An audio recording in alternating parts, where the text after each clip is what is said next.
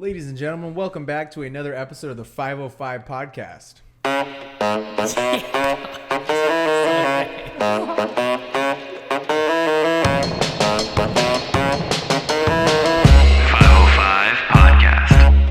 Ladies and gentlemen, your hosts Braden Figueroa, Chase, and Costas. Welcome Yes, back. sir. Yes, sir. Here we are, baby. This is first podcast of a very long road that we're about to embark on. I'm excited. How does it feel? Feels good, man. This is a podcast, for everyone that's trying to do anything out of the regular boundaries of just normal society life that we're not trying to really do. We got creatives, entrepreneurship, and just anyone that's trying to learn some stuff or maybe just like get inspired from some stuff. That's what we're going to talk about. Yeah, and I think we're going to answer some questions that everyone in the creative space or entrepreneurs like that, anyone has a question, we're going to answer it on the show. It's going to be something fun, and we're going to get the people involved. 100%. I also feel like it just feels right that we're doing this at the time that we're doing it and that we're doing it all together. It feels really good. Yeah, I think when I moved out with you guys, I didn't think that I didn't know what the fuck was going to happen. I had no idea what we were going to do, what it was going to look like. I was low-key scared to even pay rent, if I'm being Me too, 100%. I was ready, but it's like, hey, come on. I was was it paying more rent before? Yeah.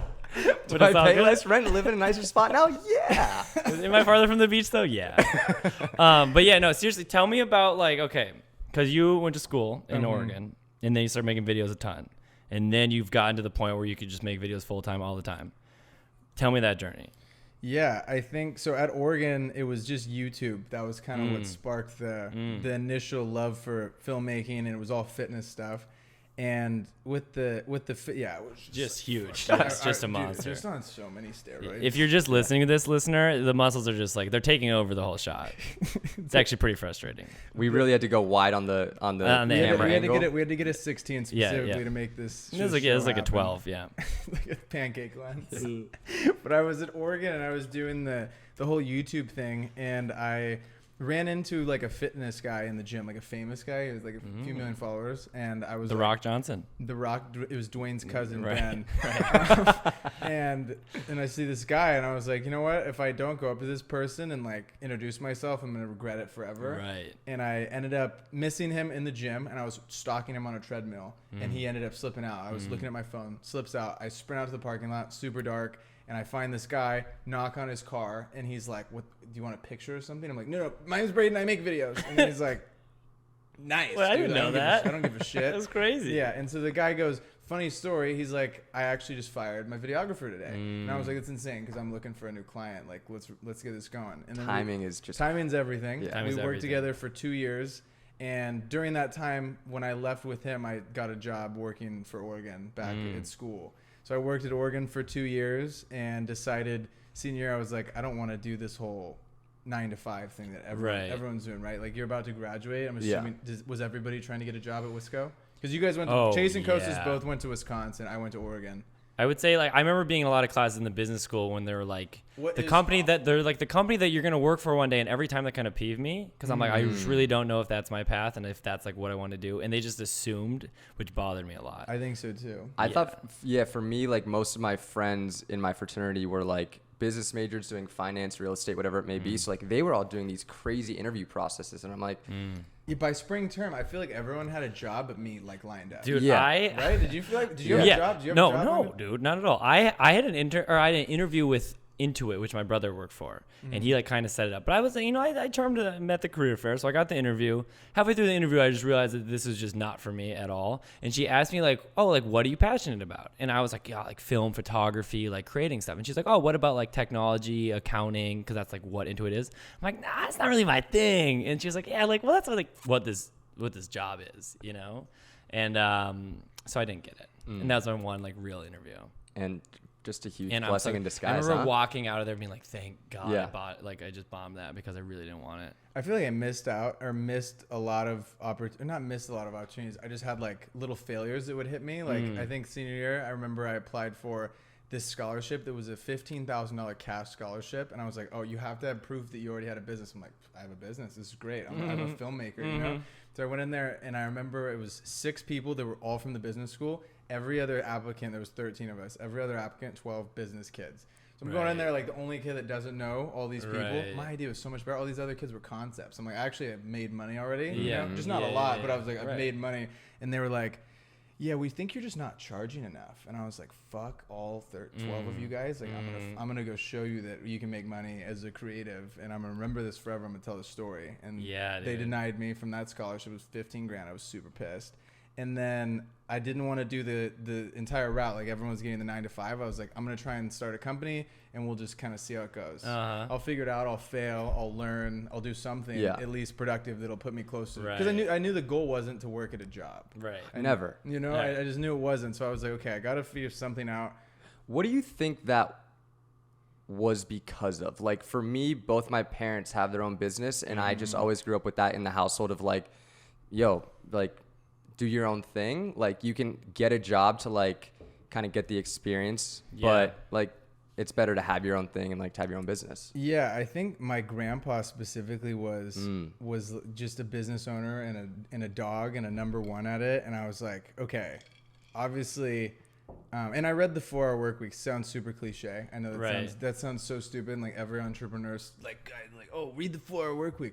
But I think I just read it and I was like, okay, there's obviously people that are living different lifestyles than other people, you know. And you see it on Instagram, and like I think a huge percentage of them on Instagram are full of shit. So you have Yeah, to like word. you have to weed that out, obviously. But then I think there's a percentage of them that are really making $100K a month Yeah. and are really Yeah. doing these and traveling all the time, and Right. flying private or whatever, you know, whatever life that you want to live. There's someone doing it.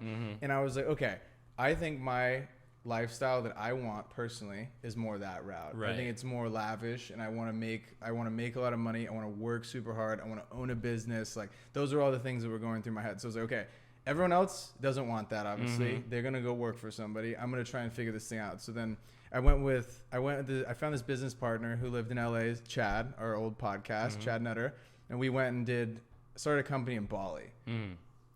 We failed at Sure. first, you know. We got out there and we had made a solid amount of money before going out there to live off of, and then we kind of like were running out of money.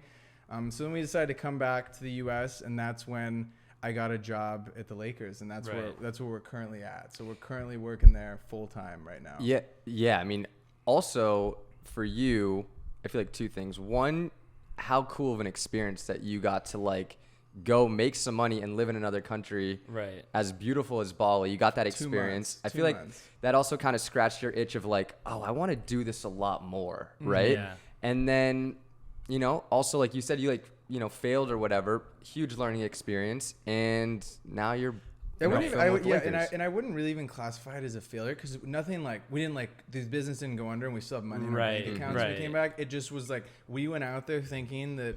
At least I did. I went out there thinking we're just gonna slaughter it. We're gonna make so much money out here from brands. They're gonna pay us, and we got out there and we're like, okay, so we have a nice check coming from the brands that we did stuff for in the U.S. and Right. like a few brands that had given us product to shoot over there. But I was like, brands out here have no idea what they're doing, and it's like I was trying to talk to people, and I was like, oh, this is our like. What? Like we can't pay Right. that for a video where they're just not making as much as a U.S. based company. It makes sense. You can't pay $1,000 for a video if the business brings in Right. whatever, you know. But I feel like that kind of what Kostas was saying is that there's like a very critical time in like everyone that like does something creative where they just get time to nurture that. It was Like there. it was there for me. It was when Yeah. I was studying my ass off in school, and then I studied abroad in Norway on like scholarship, and just class was like not really a thing there. I would go like once a week. But I was like, I remember telling my brother like, I'm going here to make a vlog. I'm not going here to go to school. Like I'm gonna pass hopefully. And then and I remember like watching the first one thinking it was so sick. And my brother was like, it's so cool, like how much better you're getting every week. And I'm like, what are you talking about? Like first one was fire, dog. Yeah. And it wasn't, dude. But then but every week I would just I would force myself to shoot stuff, and like I would force myself to get out of the house and like go fly the drone, or like try to find a new way to shoot like this weird thing in Oslo or whatever.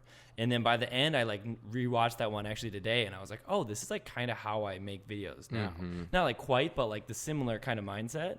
And I also think that's like a critical part of just any creator's time. 100%. You need the time to nurture it. You also need time doing Yeah, it. Meaning, right. like, dude, you were creating every single week. Of Right. course, you're gonna That's get what way that's better. What you gotta Right. do. I mean, that reminds me of like just class senior year. from sophomore year to senior year, I was practically in class editing every day. Mm-hmm. Every single class, I was editing videos. Not proud of that. Like, I think that's not like a good fucking thing. But I think it's a great thing. I think it's the reason why I'm nice at video. Yeah, you know, it's the 100%. reason. Is like if you do something every day and someone else is doing it twice, you're just gonna get exponentially better than everyone else around you if you do something every day. Right. How did you, Chase, specifically start Chase.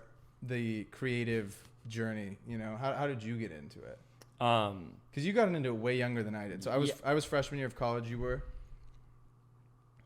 I would say like 7th or 8th grade. I feel like you were pretty nice with it when I met. I remember going to the Memorial Library, like helping you do a shot list. Basically, like did your shot list for you in the comms class. Don't tell Professor Haynes or whatever his name was.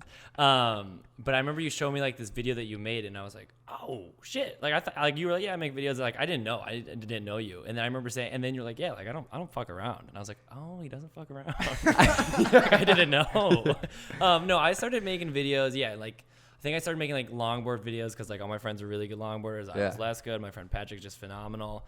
So I started making videos like that, and my brother like had torrented like Premiere. So I started using that a lot, and then just like made videos a lot, but I never took it like seriously enough until I would say like, I was like fine. I started to make like some money, like shooting weddings, or like I made this corporate video like right before I studied abroad for like some money. And then went abroad, and that's when I was like really like, okay, like I'm obsessed with this, and like there's a chance that maybe if I worked really hard, I could like actually do this for a career. And then I like got an internship right when I got back from abroad. And it was like a marketing internship, but that basically at my exit interview was like, you know, you're like not good at like doing like coming into the office at all. Like I would like miss meetings, like I just like wasn't. She's like, but you're really good at making videos. And she's like, these videos that cost us a lot of money to make every year. They used to make these videos every year called like Battle of the Bands. This company's charging like 10 grand. They're like, what if the intern just did it? And my videos, I'm just saying, good. Comparable. Like comparable. Yeah, and yeah. they pay me like nothing, you know? So like, you're actually really good at this, but like, we're not going to give you a full-time, this lady Amber, who rocks. She was like, I'm not going to give you a full-time job because we could, but it would not be fair to you. She's like, you need to make videos. You don't need to be a marketing person. And I'm really grateful for that. And then they started giving me freelance work, and they gave me enough freelance work to like buy a car and put all my shit in it and move to LA. And then I freelanced and just didn't make a lot of money because I didn't know anyone. And then I got like an agency job. How'd you go about meeting people during that? Like, so you move out to LA. Yep. I'm assuming like what's going through your mind when you get in the car, when you pack everything. What are you feeling? You obviously fucking. Well, I was excited because I was making a vlog on the way out, and I was ripping that vlog. And then I remember like, And he was like, oh, I'm going to go visit my best friend Kostas. you're right. I was very excited about that. And then I remember I parked and I got to the apartment and I was like, holy shit. Like, It hit right away. What have I done? Like, I don't know what I'm doing. I'm going to run out of money. Like, I don't know anyone. I would like knock on people in our apartment complex's door. I'm like, do you need a video? Because I need, and we actually made a video. Or a friend. Yeah, or a friend, because I didn't have any of those either. And then this agency like contacted me, and like just day of interview. Luckily, so like we were kind of talking about this before. Luckily, I had some work samples. I was just lucky enough to like hone the skills early on in life, where that like once I really needed money, I could get paid to make videos. You know what I mean? Which I think is kind of. It was lucky, you know what I mean? Like if you try to start making videos professionally at an older age, like you have bills, you have stuff, you have to pay, like it's just not really fair. You need to like almost do it as a side hustle.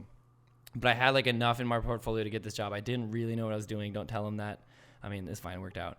But and then I just got a lot better because I was forced to make videos like literally every day for like 10 hours a day. And that's like what we're talking about. That's the only way to get better at this stuff. It's 100%. just practice. It's such a terrible thing to tell people though. When they're like, "How do you get better?" I'm like, "Dude, if you do this 1,000 times, I promise you'll be like so much better." Right. I always use that thing where it's like the clay pot example. I think there was like some study where they had like one team worked on a pot every single day, and they made a pot every day. Mm-hmm. The other team focused on making one pot, and at the end of the month, they compared which were better. And it was the people that were doing them every day. And I think you can apply that to anything, that little analogy. Absolutely. You know what I mean? Because that's crazy to think about. Yeah, and it goes specifically as a creative, you got to think about it's never going to be perfect. And if you're those like, I bet if we made 30 videos in a month, right? Not us, like someone that was starting, the person that does it it's going to be way worse than the person who does 30. They're going to have a process by the time they make the 30th one. They're going to know how to get the song, how to pull selects. Right. I also think even, like with us, like we talk about how we feel like grateful that we just like genuinely are super passionate about what we do. Like I know some people in this space that do have the opportunity to make videos, photos full time, but like really only pick up the camera if there's money in it. And like we just got back from just shooting just for fun. We just went to my tree and just fucking Just flew the drone. And Chase owns a tree. I do. I don't own a tree, but I love this tree more than anything in the whole wide world. I think it kind of blows my mind when I hear that you say that. Yeah. I'm like, why wouldn't you want to go shoot for fun? Right. We do it all the time. Yeah.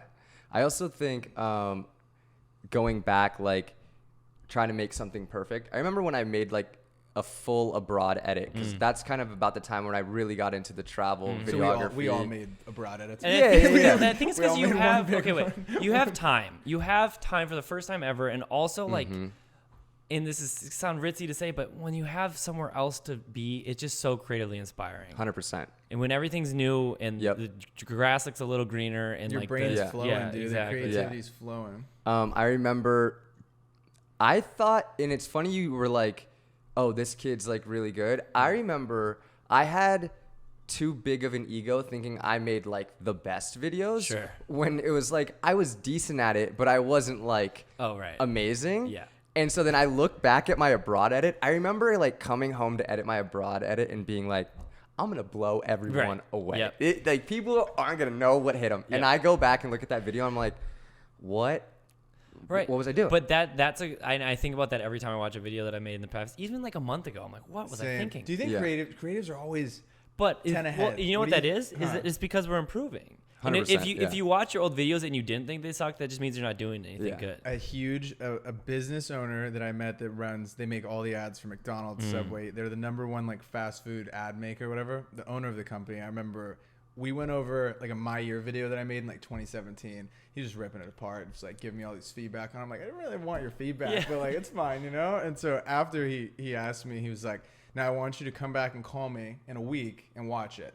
And he's like, and you have your version that you made, you have the version that I like helped you with, and most of the changes were like, right, this guy's a pro. But anyways, a week later, he's like, I just want you to watch it and call me and tell me what you think. I'm like, okay.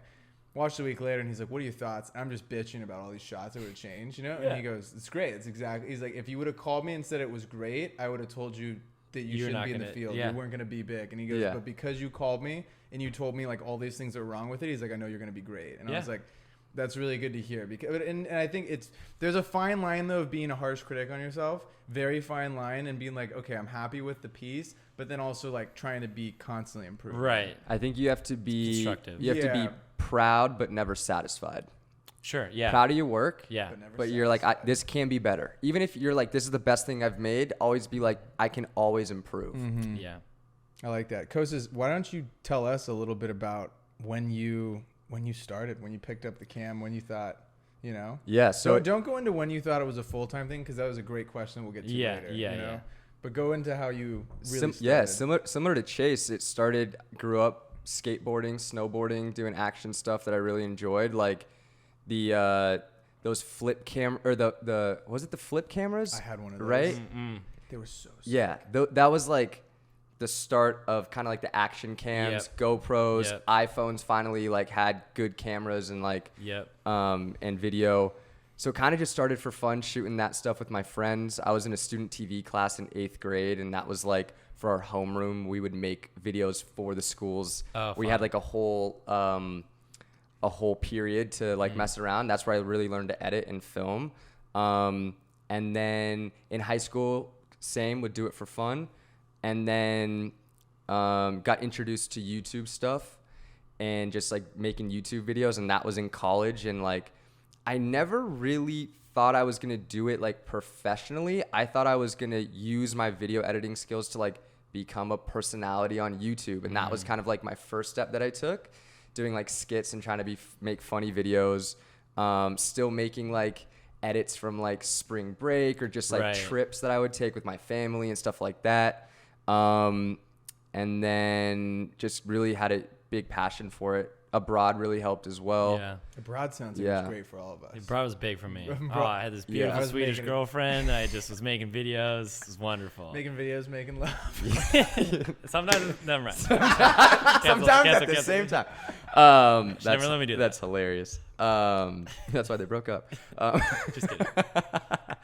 I also think that we grew up at a really interesting time where social media really became prominent, and like Yeah. people like Casey Neistat were making videos on YouTube, or you would see these travel edits from like Sam Coulter, Jay Alvarez, whatever, and you're like, oh, like I don't know if I would have really found my love for photography and videography if it wasn't for when we grew up Absolutely. at the time that we Because did. we were just exposed to people that like were really creative and like doing some really stuff. Like I mean, I know Casey was pivotal for all of us. Pivotal. I think pivotal for almost everyone that's trying to do anything with my video. guy. And, Yeah. like I watched all those videos. I remember I watched Make It Count. Yep. Like when I was like, Yeah. I don't know, 9th grade, my friend Dan showed it to me, and I was like, this is like, so actually, I think that's why I wanted to make videos and photos, because I was like, I'm from a small town. There's like everyone, like you graduate, you like work at 3M, you like get your nice job, you like get a, you know, average looking wife, and you fucking, maybe you get a pool. Yeah. Maybe you get a pool. And that's and you you know? call it, and you But I remember Make It Count, and I'm like, this guy just like eating weird airplane food and running around everywhere and like traveling. And Looks like, great. I want to do all those things, dude. So when you started, quick thing, when you started, was that what you thought was, you were like, I want to be like Casey type of thing? I still want to be like Casey. I for sure. think I 100%. for sure. But did. yeah, that's what it was. That was the guy. All the videos I made were just like, let's just like try to run around and travel and do like, yeah, he was definitely the guy. I want to be Christian Guzman so bad. The guy that owns Yeah, Alpha. You kind of look like him, dude. Dude, kinda I look get, like him. see when I went to the meetup, everyone's like, it's Christian's little brother. way. And I That's was- so and he has a funny. little brother, and I was like, no, fuck, I wish I was Yeah. his little brother. Yeah. You know? And that was really how I got into it. Was there something for you that you were like, I specifically remember watching Make It Count, like at the apartment that I grew up in, and be like, I showed my mom, I was like, Yep. this is what I want to do. It's also really interesting, like, had it not been for social media and like seeing that was even possible, like I think that just opens your eyes to being like, oh, that's even possible. Makes I didn't you even question know. it. You question yeah. it. Right. You're like, how are they even doing that? Right. I was like, I want to do something similar to that. Kind of going off growing up in social and like being pioneers, like what 505 is really is like a social production company that we run, you know? And I think that's because we just feel like we're in a unique spot to understand social as well as make really high quality content. And so it's all about like knowing your strengths and like where there might be a hole in the market that you can really try to succeed in, you know? I feel like that's something that we took to like becoming full time at this. for sure? And I think we took a huge step in that in investing ourselves this last month, right? What did we buy? We bought a red camera. We bought a red camera. Not a camera that is the color red. It is the branded the red. granddaddy of them all, Yeah. the red Komodo. Right. And I think that that's a little soft clap. Yeah, it's off cap. Just I mean, it's been on my vision That's board big. since I was like 12 years old. Is the red camera. And dude, the thing. Okay, here's the thing. Equipment isn't everything. Okay. It's not.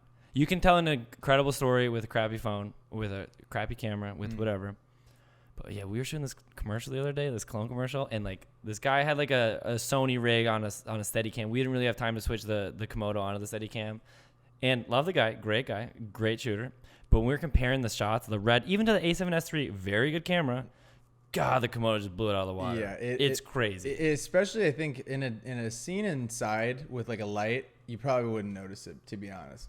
But when it's Right. outside Yeah, absolutely. and that sun is just beating down at noon, the red just says nope. It's like It soft says, Yeah. it and says milky. nope. It's like, Yeah. we got it. No Yeah. worry. It makes it literally look like Yeah, a you don't need diffu- a scrim. I'm a scrim. Yeah, it literally makes it look like a diffusion board's right over your Yeah. person, your subject. And it just it eats in the light. It just murders It it. eats the light. It's like a plant, dude. It's just Eats the photosynthesizes. light. It just photosynthesizes. So that's it's not a sponsorship, but we do love red very much. We do love red, and we invested a lot. I mean, it was a lot more than I honestly thought it was going to be. Oh god, you just keep buying. Yeah, and buying. everything you buy for a red is about $1,000. Braden was like, "Oh, we need like this one cord, so just so we can like use the monitor to control the camera instead of using the actual camera control because it's convenient." I'm like, "That's great, you know, like maybe $20.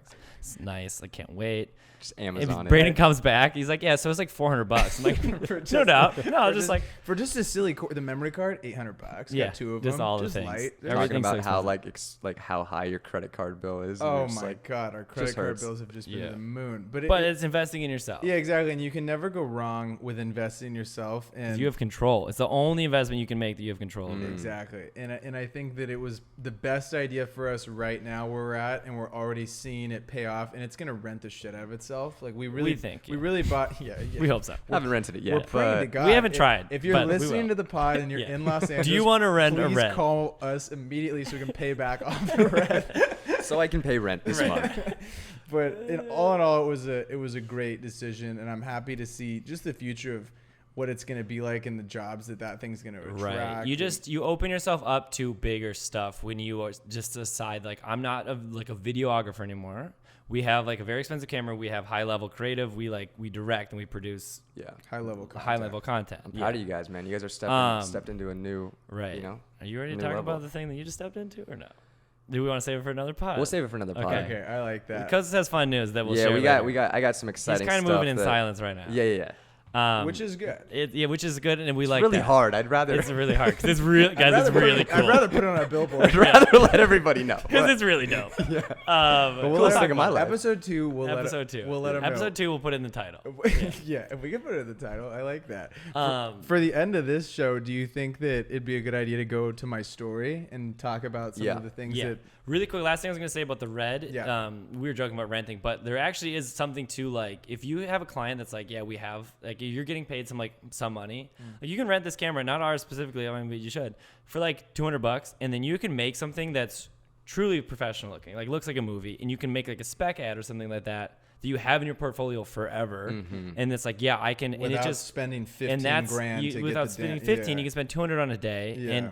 And you can you could change your whole career with that 100%. having that in your portfolio. And I think what people don't realize too is on big shoots, guys, you're not fucking buying the camera. These companies don't own Alexa Minis. Even movies don't buy the cameras. Movies don't own the cameras. Like no one really most of the companies that are production houses, they don't own the gear. So like when you do a shoot for a client, you are charging the client, even if you own the gear, for rental. to rent that Every time they're paying to rent that camera. So something to think about if you're thinking about, you're like, how am I ever, because the thought in my mind was, how am I ever going to afford, when I bought the A6500, I remember walking in there and I was camera. like, impossible for me to spend more than $1,400 on a camera. I go, it's never will ever happen. It's dude, $1,400 is my rent. Yeah. It's so expensive. It's so much money. I was like, we're never going to spend anything more. And now that we can, if I can look at the number that red cost us, like with everything on it, with the lenses, with it's gnarly. It's a high number, and I would never think that would be. Is it more money feasible. than my car? Yeah. Yeah. It's all good. Would it be My first car. Would you think that it would be feasible? No chance. You wouldn't think. No.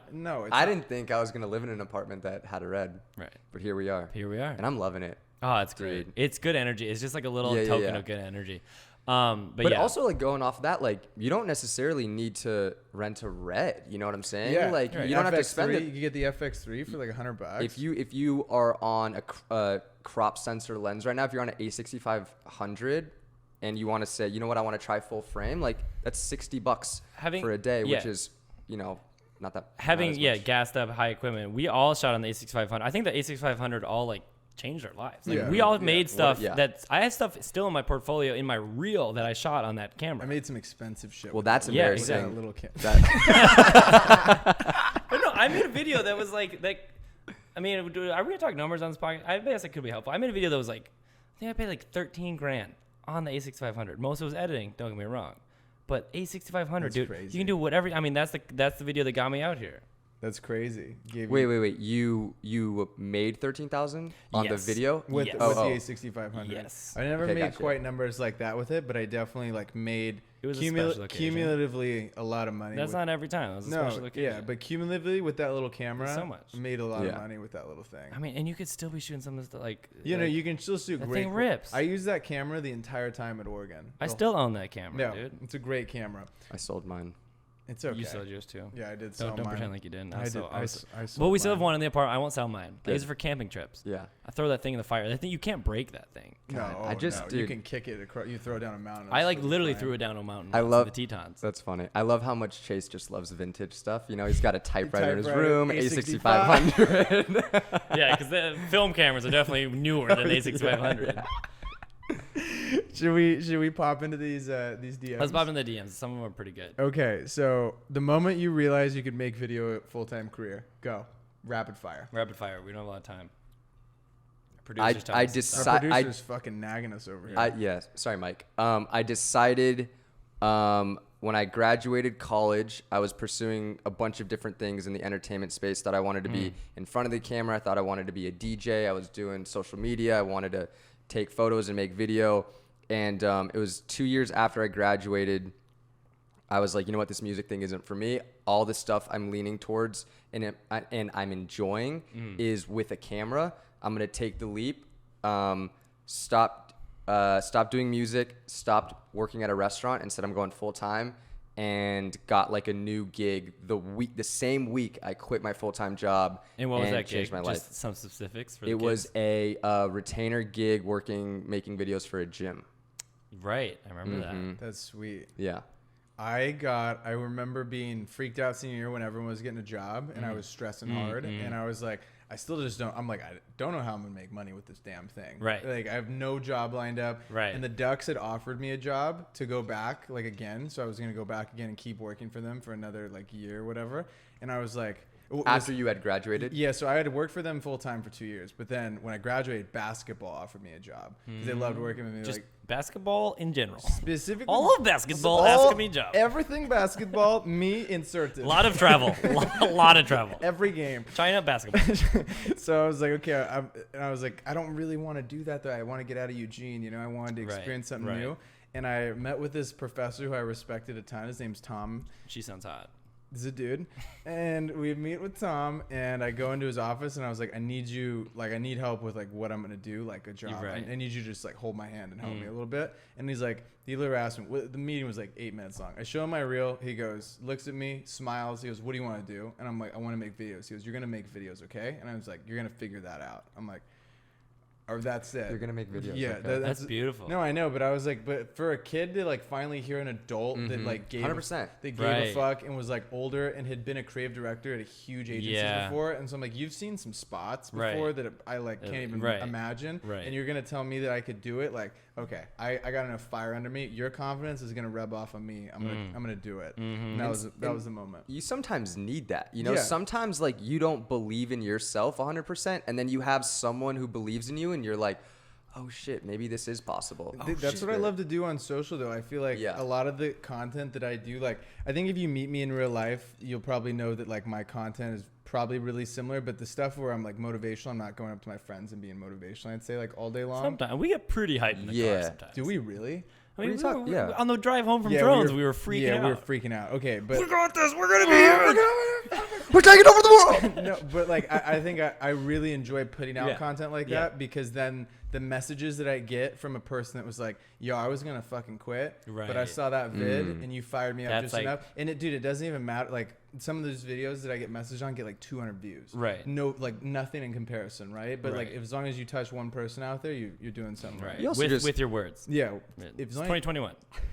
oh my god. Chase has been saying some questionable things as fuck. Yeah, I'm trying to make a podcast. I love it. I also think though that like the beauty is you just never know who's gonna see your stuff. 100%. You never know. Wait, never you know. got to answer that question. What What was the question? I feel like I lost what the damn question was. The moment you realized How you did were you making know? full-time. When did you know you were Rapid full-time? fire. I mean, I was more of like a leap of faith situation where I was like, I'm just gonna move to California and like hope it works out because I don't want to get a regular job in Minnesota, and so I just kind of was forced into it, I guess. And that's all it was, just for the sake of time. That's basically it. What motivates and inspires you?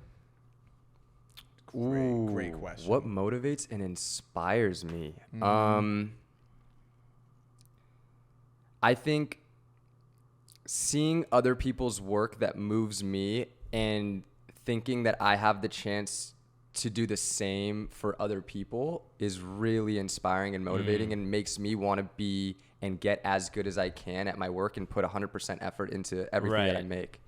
And also, we were talking about this, Chase. Like, I have a little bit of a chip on my shoulder of like all of my friends from college, most of them went the business route, doing the real estate stuff, like started making a lot of money right off the bat. And like, here I am graduating college, kind of lost, not really knowing what I want to do and being like, I'm going to figure out how to be just as, if not more successful than you guys, and having Competition. way more fun Little doing it. competition. Yeah. Yeah, We I love that. we love competition. I think What about you? motivates me.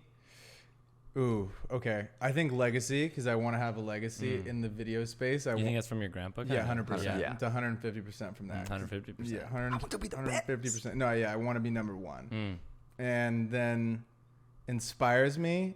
I think you guys inspire me. I think You inspire me being big in a time, both of creative, You guys being as well. being in this house was the best decision I made, and I urge creatives to find like-minded people. Find each other. Yeah, you got to find each other, because there's no one that you're going to talk to in school specifically, unless they want to be a full-time creative, or if you're out of school, whatever, if you're like, you got to find creatives that are like-minded, that are trying to do the same thing as you, because no one else will understand why you fucking spend 10 hours editing at night, why you're up, Right. like why you're doing a freelance project on a Saturday Right. when Yeah. everyone else has the day off. Yeah. Right. Because you want to be better at it. Because Everyone else is at bungalow. Everyone's yeah. when you're on Sunday, when you're editing and making a TikTok and all your squad is like sleeping Right, or whatever, right. that's when that's gonna separate you from other people. And just for context, Chase and I met at school. Braden, I DM'd because I found his TikTok, and Right. now, like, if you don't have anyone in your close circle, or anyone at school that you really relate to, or can connect on like the level that Right. we connect on with like the photo video stuff, like Use the internet. use social media and Yeah. find those people, because they're out there, and we're like living proof of it. I Yeah. for sure. Inspires, motivates me. I just want to like. At first I thought it was a lot of money, and then I started making more money, and I was like, I just want to make stuff that like makes me feel fulfilled, makes me feel emotion, and hopefully like can make someone feel emotion, not like sad or crying, but just like something that Feel something. something that makes you feel something. I just want to make like weird stuff that like feels truly me. I want to make something when you see that on the screen, even if I wasn't in it or my voice, they were like, Chase made this, I know? love that. Yeah. That's great. That's a great answer. Okay, let's run through a few more before we wrap up our first episode. I think this one was pretty solid. Why do so many people want to be a creative but only a few make it? I think I know why. You want to start it? You want me to start You it? go. You go. start. Okay, You I got think it. I think a lot of people try and be a creative for the wrong reason. So you see like the lifestyle like Jay Alvarez, right? And you're like chasing a lifestyle, but a lot of the times what you see isn't exactly reality. Right. And I think the other side of that is you really have to love it, because the hours that you have to put in to be a full-time creative are ruthless. Yeah. They're brutal. Right. There's so many hours spent behind a computer, so many hours spent messing stuff up.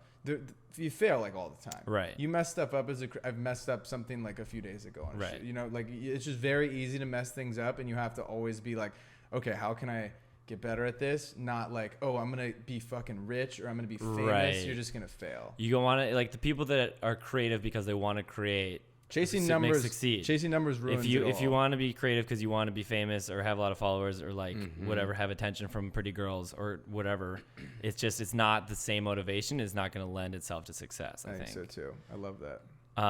Yeah. I agree with both of what you guys have said. I also have a little bit of a hot take, and I just think that some people aren't cut out to do it and aren't like good enough. I think so too. And I think that like You think creativity, the eye? Do you think that's a real thing? I mean, I think some people have it more naturally than others, but I think it's very similar to I could have trained my entire life, played my whole life training basketball. I would have never made it to the NBA. Sure. That's just a fact. Sure. I feel like I fell into like my true passion, and this is what I'm supposed to be doing. And I think that, yes, sometimes just like doing it for the wrong reasons, but also like some people just kind of aren't cut out for it. And even if they spend as much time as somebody else, it's just not meant for them. And that's just the harsh reality. And I don't know if you guys agree with that, but I think sometimes. I partially agree with it. I think that's like I think you could apply that to like pretty much anything. Yeah. though. You could do the same thing. Yeah. You have to, for the creative stuff, you got to love it. You got it. Which it's not like some people just won't love it, and that's okay. Yeah. But then it's just not gonna work out because you need to love it 24/7. Yeah, I think so too. Or else it's not gonna work out, unfortunately. I think so too. Um, Then, and that's not to say for those listening that there aren't parts of being a creative that suck ass. Yeah. Let's just be real. Oh, Yeah. emails, meetings, Oh my god, revisions. Feedback. Feedback. Revisions. And more when you're on V38 of an edit, Yeah. and they're like, "Oh, I'm just gonna need to move that shot 2 frames back." I'm And it's just like, like- yeah, no, it's fine. I'll just, there's a balcony.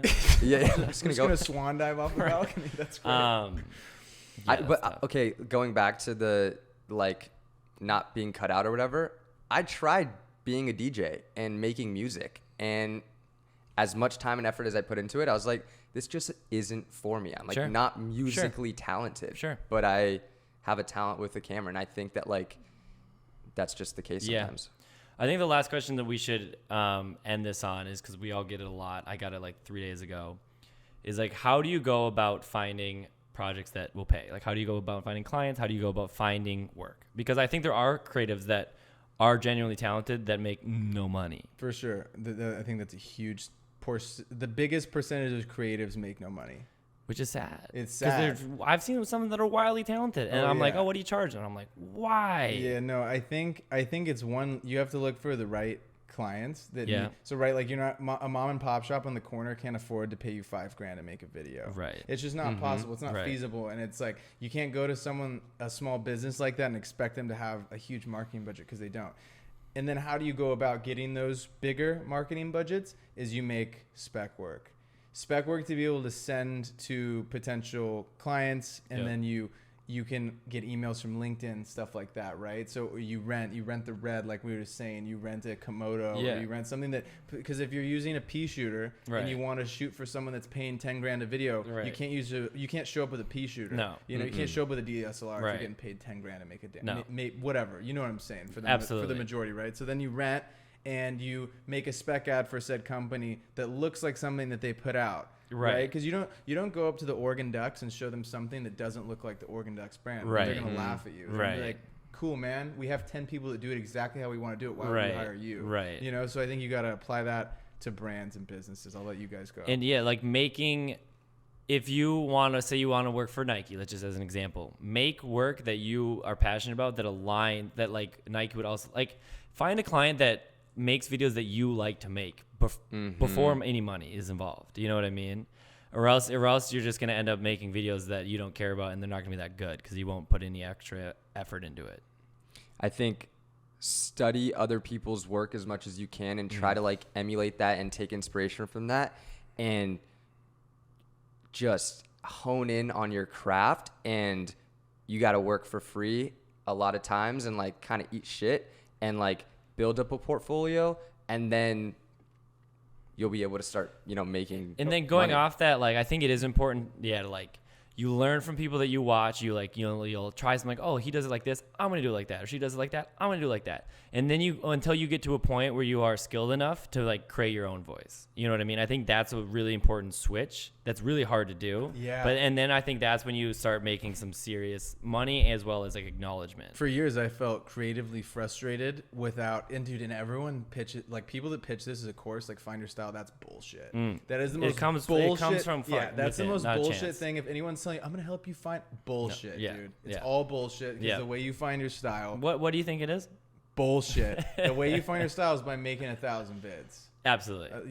That's your 10,000 hours, whatever thing you want to use. That's how You'll find your style that way. But and the pulling from thing, like I pulled from like the greats, like Yeah. Casey, Yeah. Sam Calder, Like Wes Anderson. Wes Yeah, Anderson, exactly. all those greats, like you take a snippet from them, and for a period of time, see, this is what bugged me the most, though, is it looked like I was copying them. I'm not trying to, Mm-hmm. but like you just pull from all the best people, and then or like from Casey, I'm opening a box just like Casey, Right, all right. the little things, Yeah. And so then I think after a few years though of making videos, I'm like, oh, instead of that shot that Casey does, I like it this way. Sure. And when I think you start making those decisions, like you said, the decision making, big Yeah. thing, then I think you're starting to develop style. I will say, and also from a book that we've all read, Steal Like an Artist, it's like, it says creativity, it's like what you make is uniquely original because you take inspiration from others and then you put your human experience on it, which we all have a unique one. None of us have ever lived the same life twice. And so it's like, that is, you like will take something from Casey and then you'll be like, oh, but like I've lived this way, I feel this way about this kind of thing. It's going to be uniquely different.